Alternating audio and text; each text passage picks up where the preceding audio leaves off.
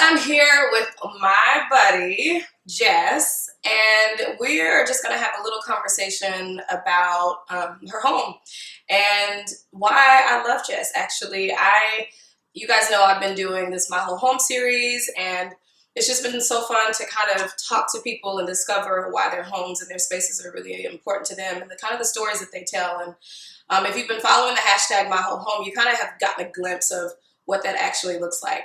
And so Jess, I asked her to just sit down and chit chat with me today a little bit about her house, which is amazing. She doesn't think so, but it's just such a cozy, comfy, feel-good space that you can just tell life actually really happens in. And so that's, again, kind of what My Whole Home is about.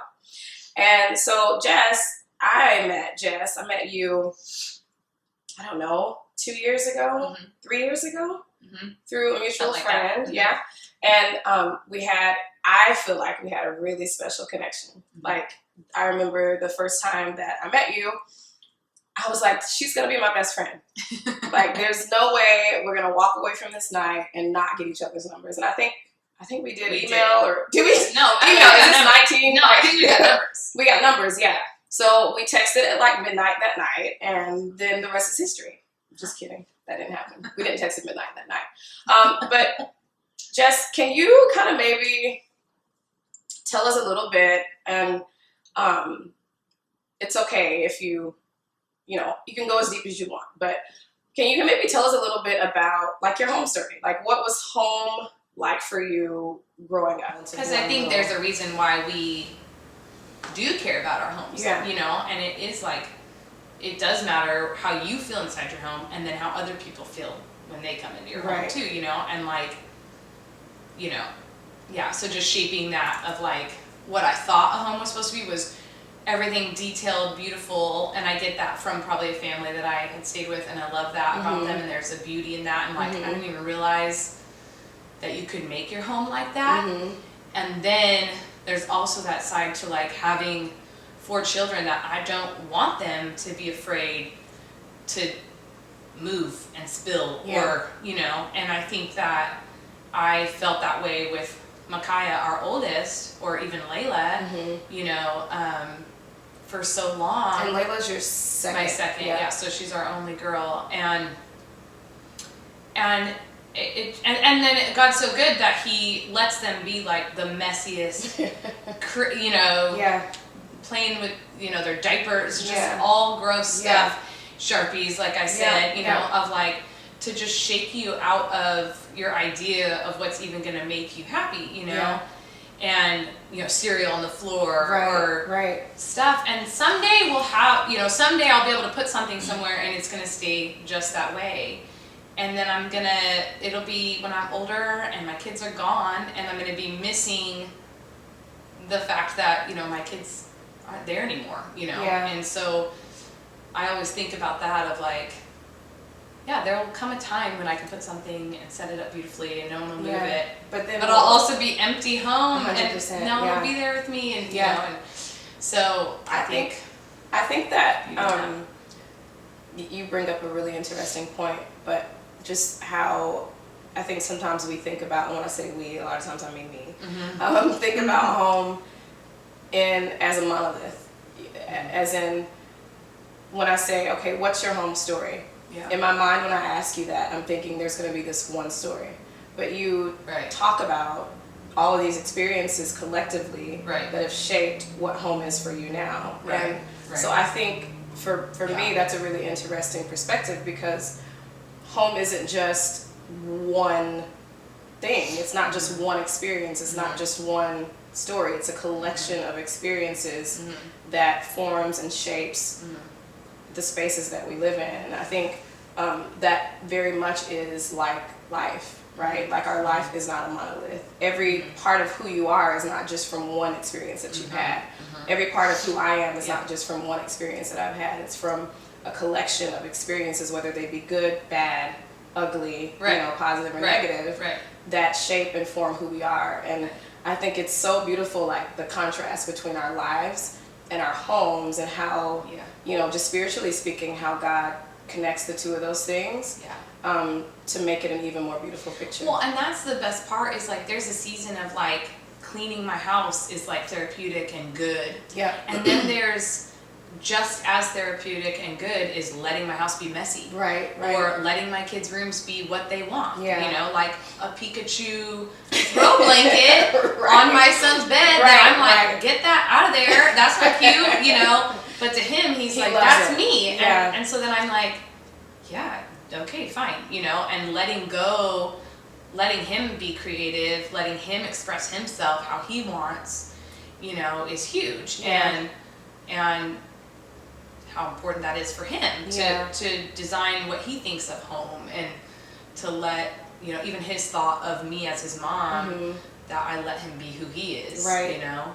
And the same with my daughter, like she's got all these, you know, her little knick-knacky animal toys or little, you know, little dollies or whatever. And she has all her stuff, and then she'll go in her brother's room and get Iron Man and Spider-Man and a box from the trash and a little cloth or a washcloth or all these little things, and she creates these whole worlds in her room, and it's her being creative, and it's her creating her space, and I'm just like, oh my gosh. And so I want her to do that, you know, and then it's also those times where I'm like, all right, we need to reset, and I'm going to organize everything. Totally. I'm going to go back in your brother's room, stop taking all my, you know, or I'll find my nail polish or all my little things that she's made little, you know, places out of and things with, so it's both and. I think that's cool, even with the example that you just gave of Layla taking her brother's toys even to make her own story. I mean, not to get super like weird or deep or anything, but I think there is this like innate trait in us as human beings, the way that God created us, to do that, to like bring a collection of things along the journey to make ourselves more who we are. Like we can't do this without. Is that too much? Like, I don't know. Just when you're telling that story of her, like needing to like take something from. I mean, not take as in steal, but you understand, like just borrow, if you will. Like we're you know riding this journey and borrowing things as we go to like to make us more whole, and God kind of brings people alongside us to do that. So something's going back to the surface. Something kind of fun. Personal style. What would you say your personal style is? I don't know. I think that I like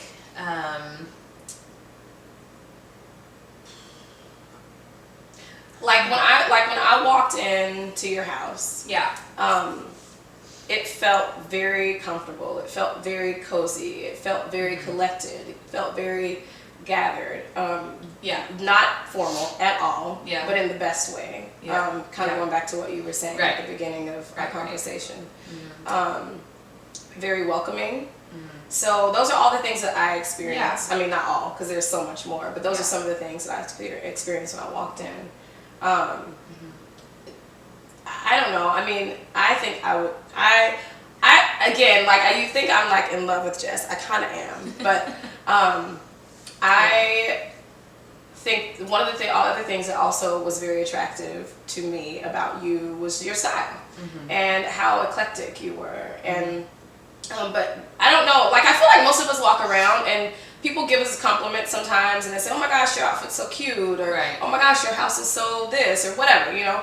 And but we don't know, because it'd be weird if we like knew that we were cool, right? And if we knew that our style was amazing. But I feel like people, I compliment you a lot, and I feel like we have a lot of the same styles.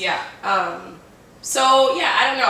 I would probably call you pretty eclectic, which is maybe a little cliche. I don't know, but yeah, I would call you eclectic.